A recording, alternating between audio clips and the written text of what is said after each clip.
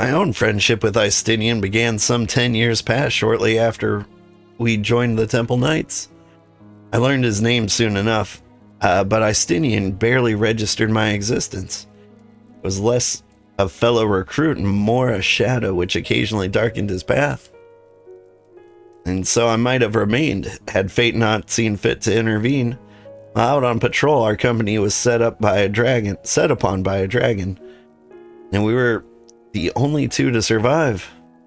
The experience forged a bond between us, as such life-threatening situations are wont to do. Despite our friendship, he remained intense and solitary youth, wholly obsessed with claiming vengeance against Nidhogg. Revenge was ever at the forefront of his mind. Revenge for the death of his parents and revenge for his younger brother. I would venture that in Alphino, he sees something of his lost sibling.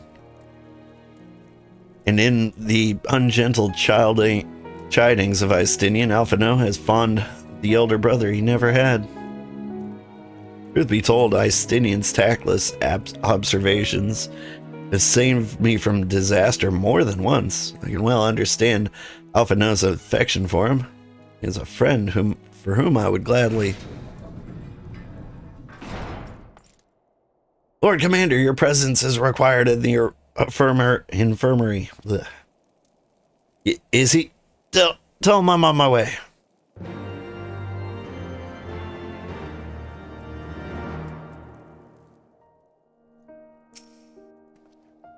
Quickly, old, we must go to him.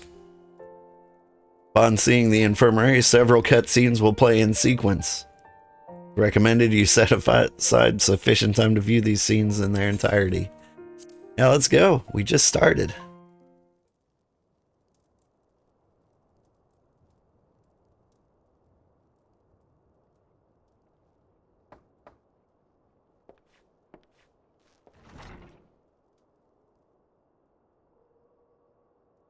Have we ever seen Estinien out of his armor?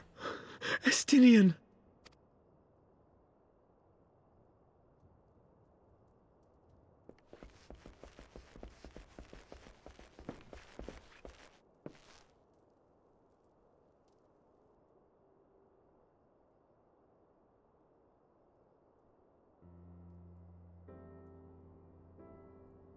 Cease your mewling, boy. It grates my ears.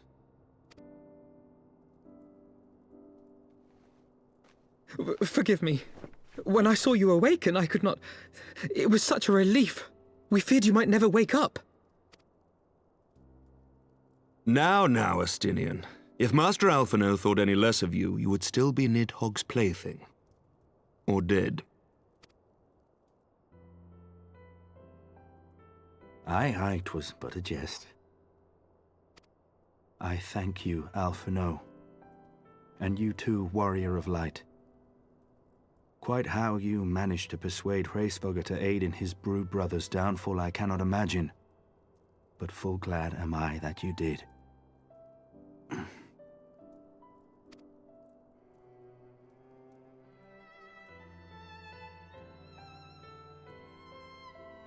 I, for my part, owe you an apology. When last we met, I did willingly loose an arrow at your heart. Can you forgive me? There is naught to forgive, Aymeric. You but acted in defense of Ishgard as is your duty. Were you any less single-minded about it, I would not follow you into battle, nor trust you at my back.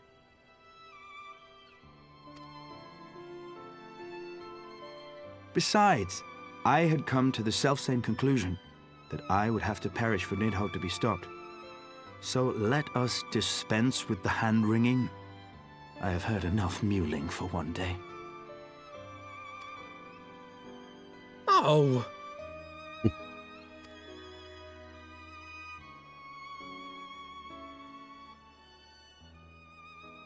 Man, I look good in shades.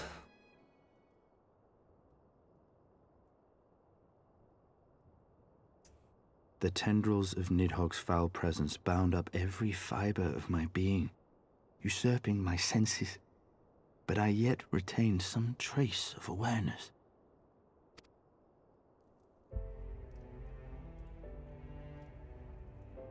worm's mind was as a vast and tumultuous sea. Endlessly its black waters churned, his grief and despair at Ratatoska's murder never calming, never receding. Driven by this surging current came wave upon wave of unrelenting rancor. It was the very image of my own heart.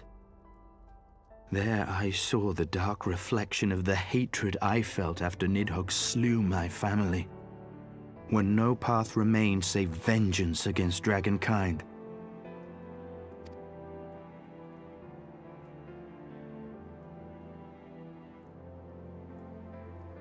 Neither one of us had a choice. But I was blessed with something Nidhogg was not: comrades and teachers to console and admonish me.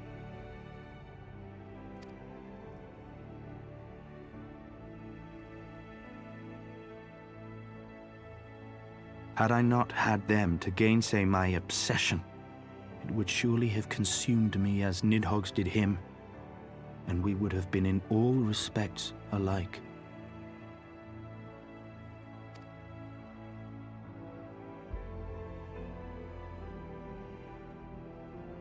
Though his shade is banished, his spirit scattered upon the sea of clouds, I feel no joy at his passing.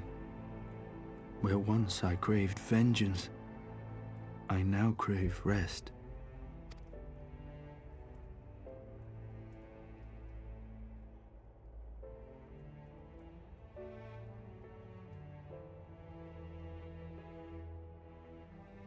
Lord Commander, my hunt is at an end. I would lay down the mantle of Azure Dragoon. My friend.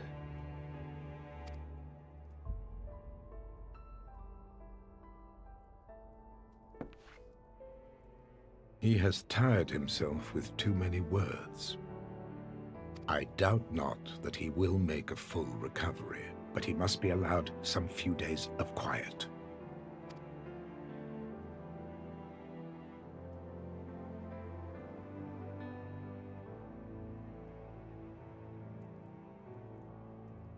Retirement must feel nice.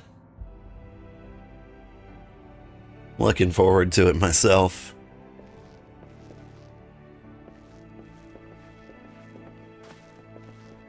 But retirement for me would probably just mean more streaming.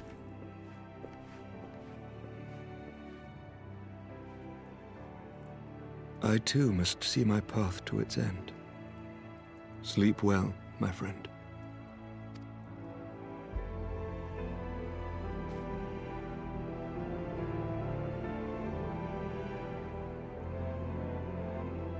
Aymeric's like, we gotta get a new king or president so I can stop getting stabbed. Following the battle with Nidhogg on the steps of faith, Sir Aymeric called an assembly that he might make his final proclamation as acting head of state.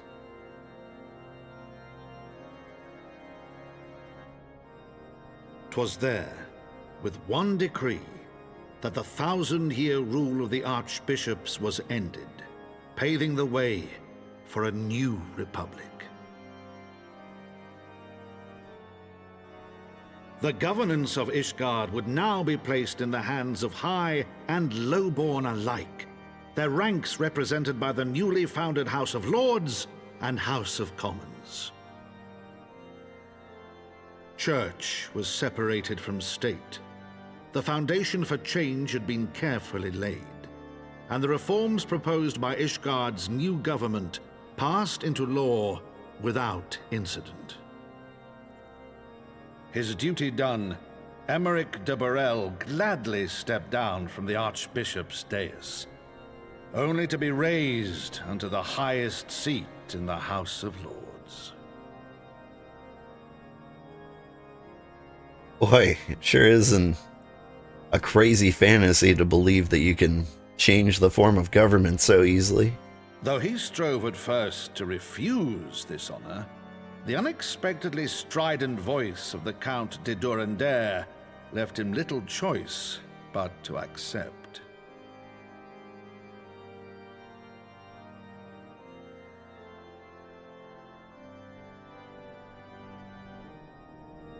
And so it was that the winds of gentle revolution came to stir.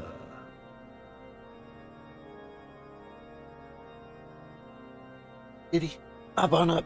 Say hi to everybody.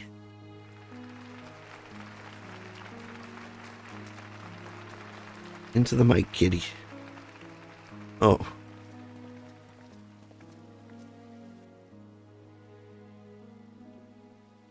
That Vidofnir made it out okay. Prominent among the many honored guests at Sir Aymeric's investiture were the ambassadors of dragonkind, a fitting symbol of Ishgard's newfound peace.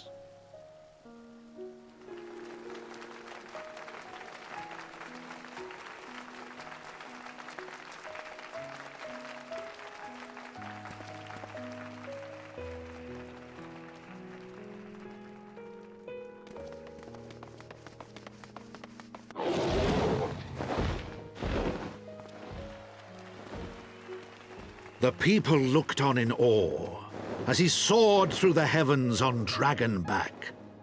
And by their cheers did they hail him an azure dragoon for a new age. Oh.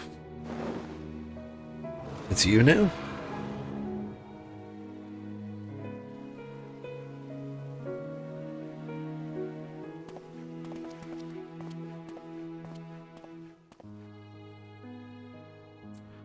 Also, I feel like it's bad form to ride the ambassador in a peace summit.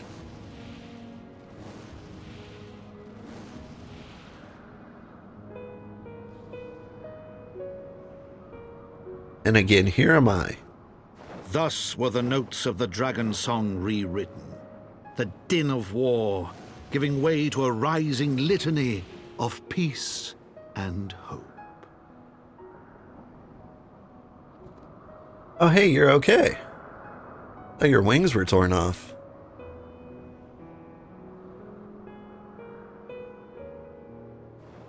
He doesn't seem to be missing any.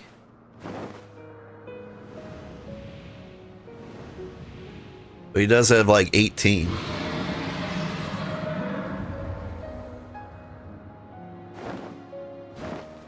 Maybe dragon wings grow back? From the memoirs of Count Edmond de Fauton, Heavensward.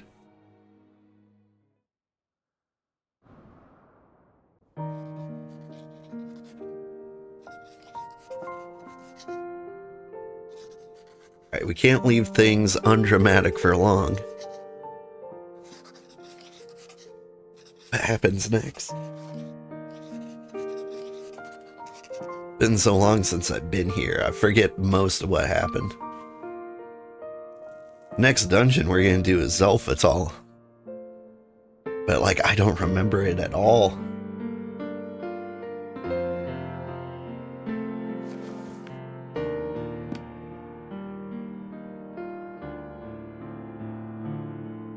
Wow, that's almost readable.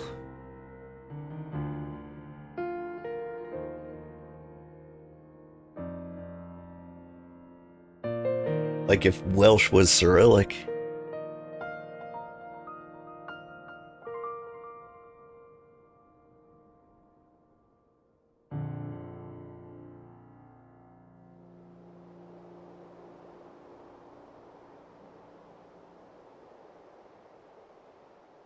It looks really comfy.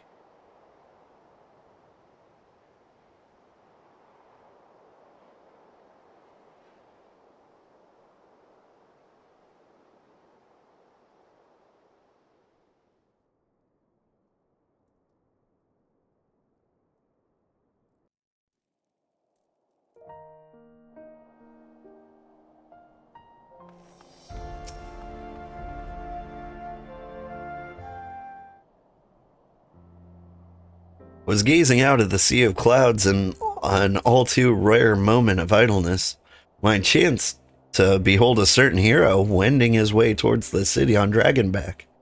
Welcome home, old. Meh.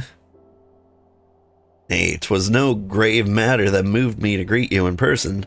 Between you and me, I merely sought respite from the pressures of office. No sooner do I surrender my role as temporary head of state than I'm burdened with a position of a more permanent responsibility. Fancy that it echoes in some small measure the way you must feel when your improbable feats of heroism are rewarded with still more impossible challenges. The myth which guided our society for generations lies in tatters. Am I then to be scorned for building upon the system of nobility that I once sought to tear down? And what strange jest is this that places me at its pinnacle? An archbishop's bastard at the head of the House of Lords.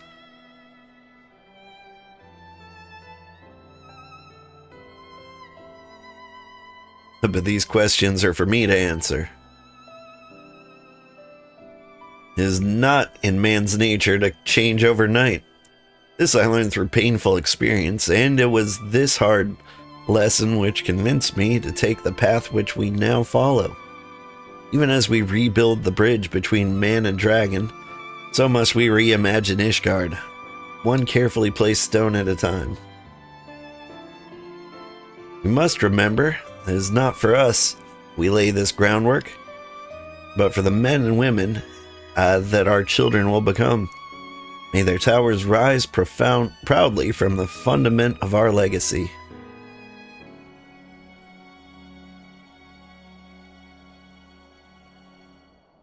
I would hear from Captain Whitecape that Estinien has vanished from his sick room, his willfulness to survive undiminished.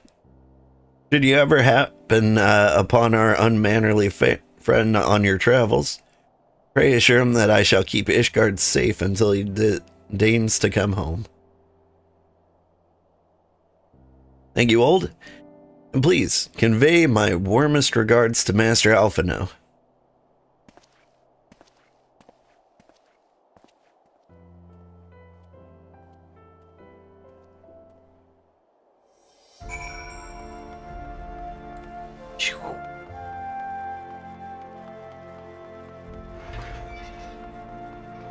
Haven't heard a peep from chat. Is everybody asleep? Probably. That's fair. I'd be asleep too, if I could be. I mean, I can be. But video games is the best time for me to play when my kids are asleep.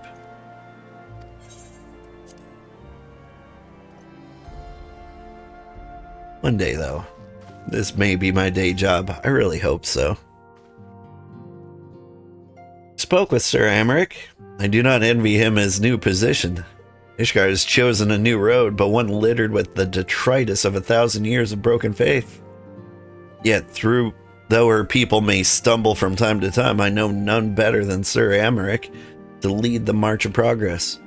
And as for us, there remains the small matter of ushering in a new dawn in the shadow of inscrutable Ascian machinations and the seemingly endless procession of primals. But we too must walk our chosen path, no matter how treacherous the footing.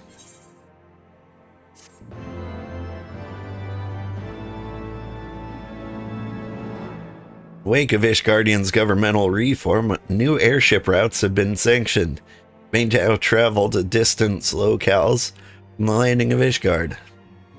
Nice.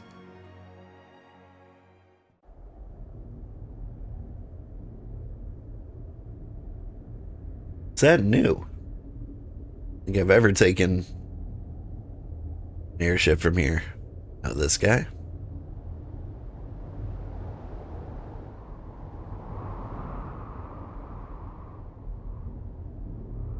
Almost forgot about them.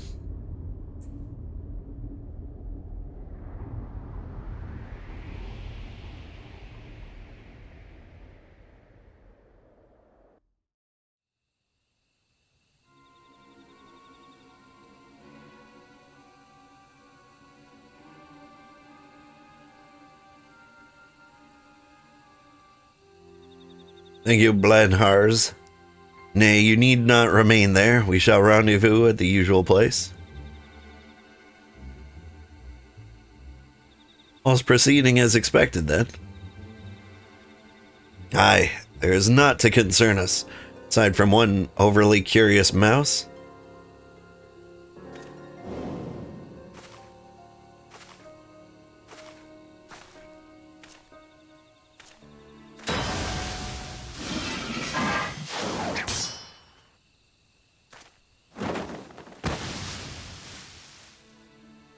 This way.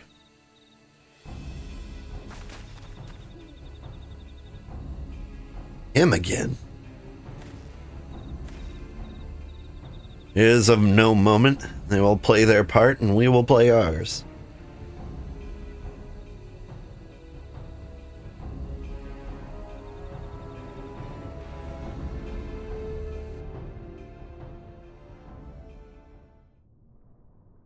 And thus did gray mist give way to azure skies.